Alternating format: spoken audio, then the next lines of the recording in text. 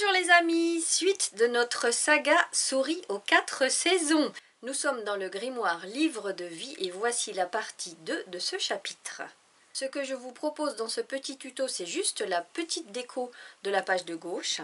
Des petits champignons tout faciles à faire, des herbes à faire devant pour donner du mouvement à l'ensemble. On travaille les ombres et les lumières pour donner du volume à cette illustration. Rien de compliqué. Pour le dessin, c'est pareil, je vous accompagne. Ceci dit, si vous souhaitez décalquer, le dessin à imprimer est dans la description et lorsque vous l'aurez recopié à l'encre indélébile sur votre feuille aquarelle, vous pourrez avancer la vidéo au minutage indiqué ici. Pour les autres, c'est parti pour le dessin avec moi.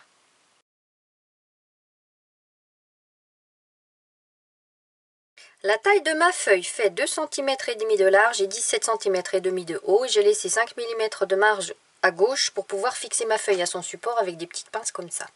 Mon support c'est ça, c'est cette plaque rouge là.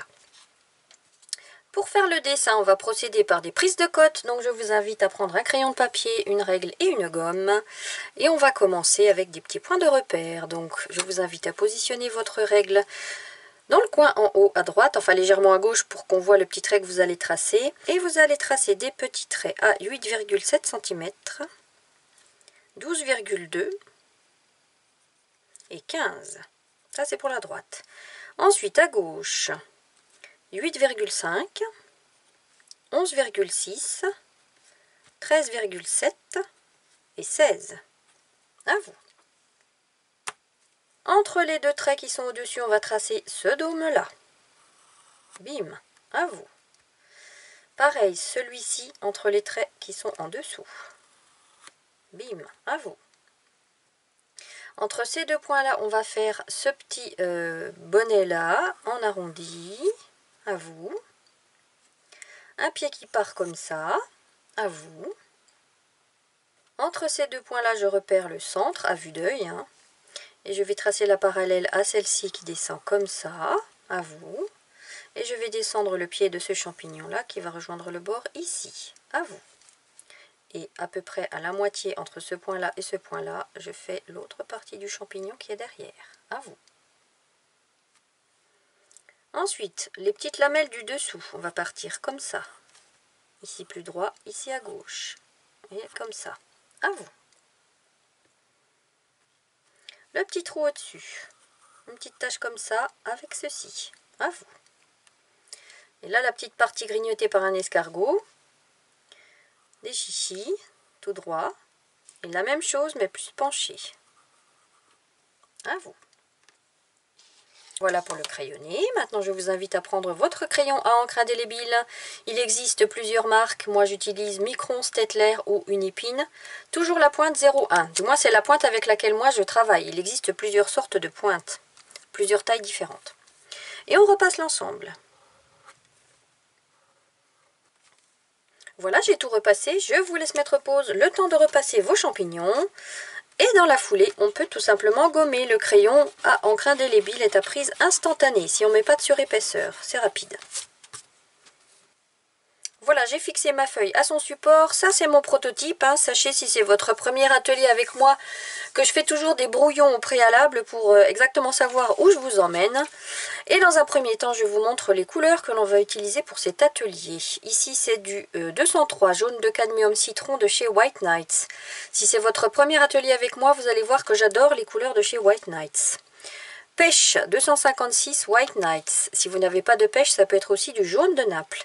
Terre de sienne brûlée 406 White Nights. Rouge anglais 321 White Nights. Vert olive clair 727 White Nights. Terre d'ombre naturelle 418 White Nights.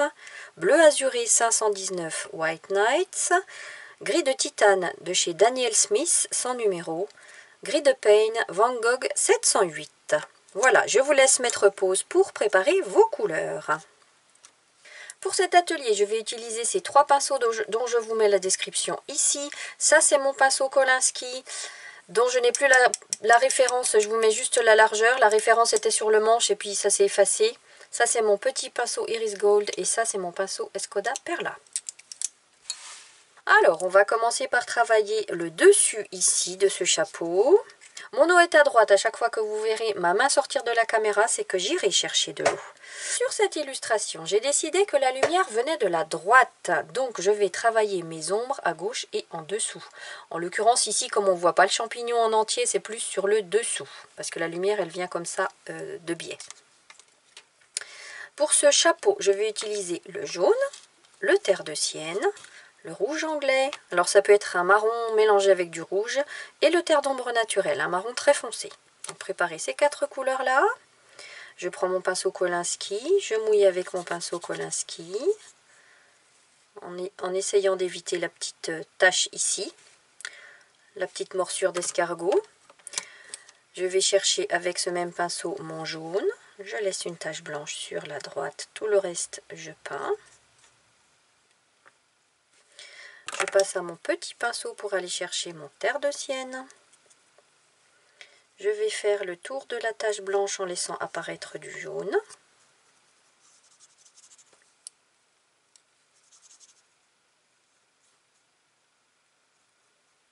Hop, je vais chercher, je rince un petit coup mon pinceau. Je vais chercher mon rouge anglais que je vais commencer à travailler sur le bas.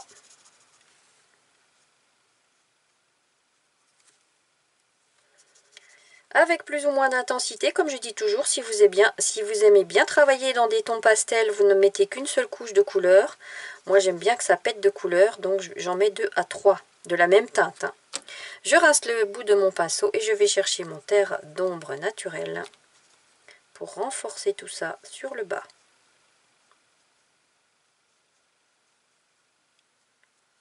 Et je le rappelle, plus vous renforcez l'ombre d'un côté, plus ça rehausse la lumière de l'autre.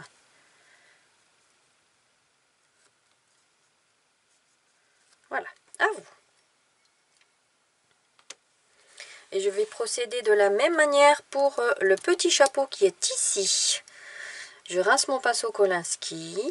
Je mouille cette surface-là. Alors là, je vais travailler avec mon petit pinceau parce que c'est pas large du tout.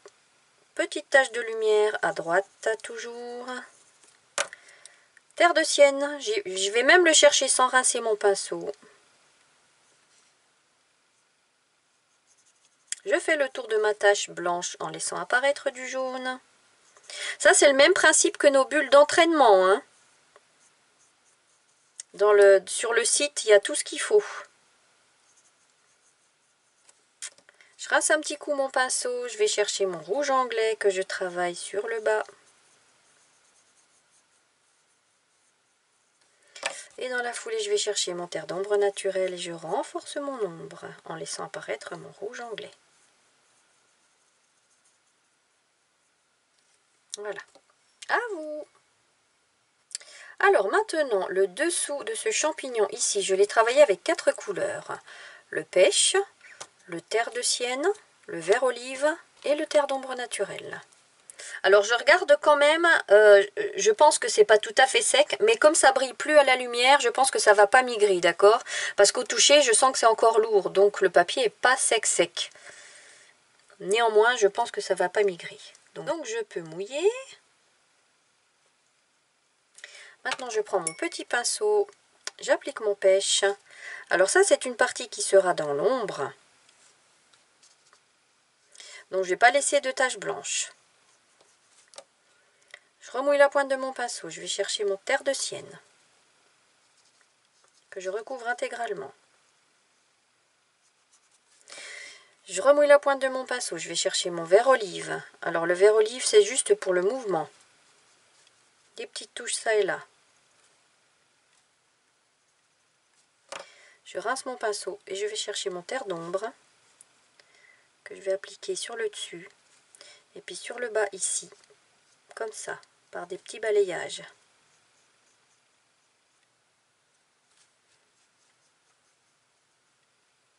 Alors quand je dis donner du mouvement, c'est appliquer une couleur improbable, hein, pour éviter que ce soit trop plat. Et puis je vais m'arrêter là. À vous. Alors maintenant, ce chapeau-là étant sec, je peux travailler son pied. Donc vous voyez que le pied, c'est un pied blanc, mais néanmoins, on ne va pas laisser que du blanc. On va travailler ce pied avec 3 couleurs, du bleu azuré, du gris clair et du gris foncé. Je mouille avec mon pinceau Kolinsky. Et avec mon petit pinceau, je vais aller chercher mon bleu azuré. Ça c'est pareil, le bleu azuré c'est pour les mouvements, pour éviter que ce pied soit trop plat. Des petites touches de bleu. Je vais chercher mon gris. Je vais travailler mon gris sur la gauche, puisque la lumière vient de la droite.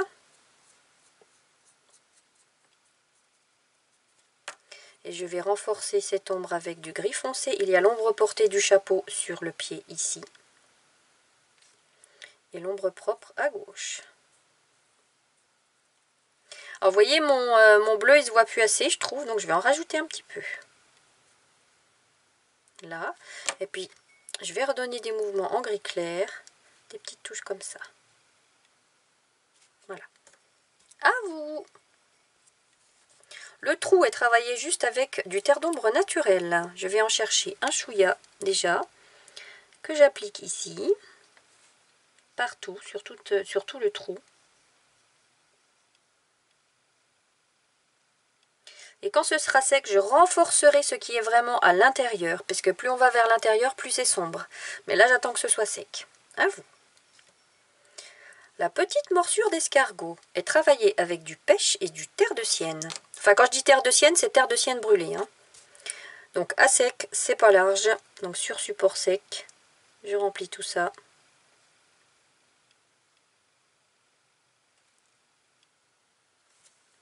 Je rince un petit coup mon pinceau. Je vais chercher mon terre de sienne. Et je vais travailler juste une ombre sur le dessous.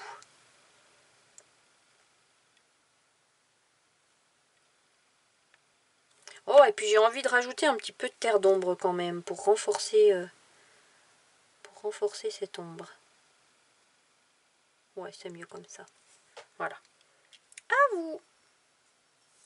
Et maintenant, avec mon bleu et mes deux gris, je vais travailler le pied qui reste. Pinceau Kolinsky. Je fais le tour. Petit pinceau. Je vais chercher mon bleu. Je fais le tour. Je suis ma ligne ici. Ici, un petit peu de bleu sur la gauche aussi. Mon gris. Oh, il n'y en a pas assez. Je remouille mon pinceau. Je vais rechercher du gris. Hop. La gauche. Donc ça, c'est l'ombre portée des lamelles.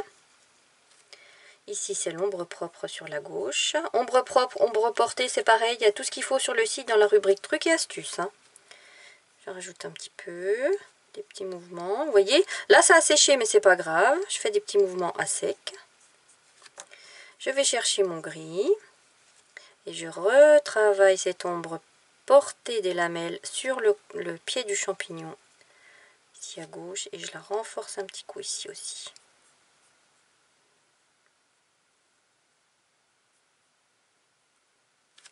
Je vais rajouter un petit peu de bleu parce que je trouve qu'il n'y en a pas assez. Des petites touches par-ci par-là pour le mouvement. Voilà. À vous. Alors, mon trou là-haut est assez sec. Je retourne chercher du terre d'ombre. Et puis, je vais renforcer l'ombre qui se trouve ici. Enfin, l'ombre, le trou.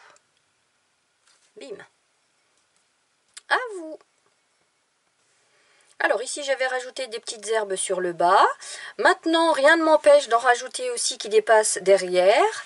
Alors avant de faire celles sur le bas, j'attends quand même que l'ensemble soit bien sec. Donc je vais commencer par faire celles qui sont derrière. Et pour les herbes, on va utiliser le vert olive, le bleu azuré et le rouge anglais.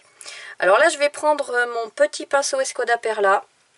Vous voyez qu'il a souffert ce pinceau parce que il a pris de la drawing gum, j'avais pas fait attention. Donc j'ai dû en recommander un autre mais je l'ai toujours pas. Donc j'utilise celui-ci en attendant parce que normalement c'est bien pointu.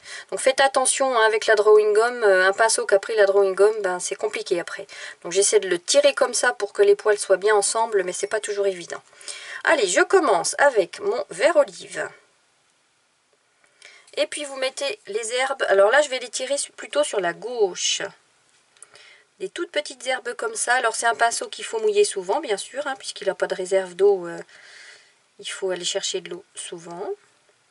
Comme ça, des herbes souples. Alors vous n'êtes pas obligé d'en faire du tout, vous pouvez n'en faire que en bas, c'est libre. Hein. Un petit peu de bleu, pour le mouvement pareil.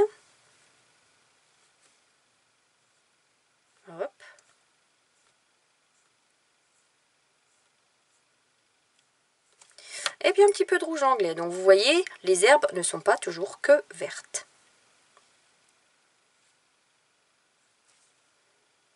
Je vais rechercher de l'eau.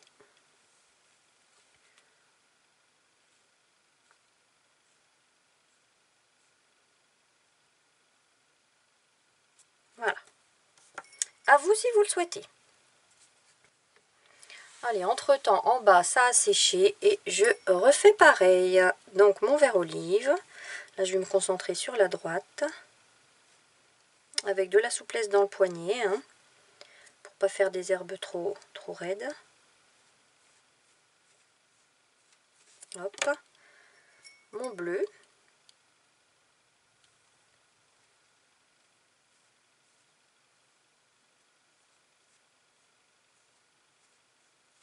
Hop.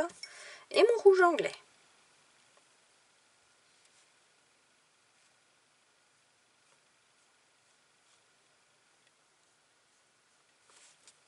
Voilà. À vous. Et voilà, nos champignons sont terminés. Est-ce que ça vous a plu? J'espère maintenant que vous allez nous faire des propositions sur un format plus large, élargir ces champignons, leur donner des voisins, inventer d'autres herbes au-dessus et en dessous. Laissez-vous porter par votre imaginaire. Je vous dis à très bientôt.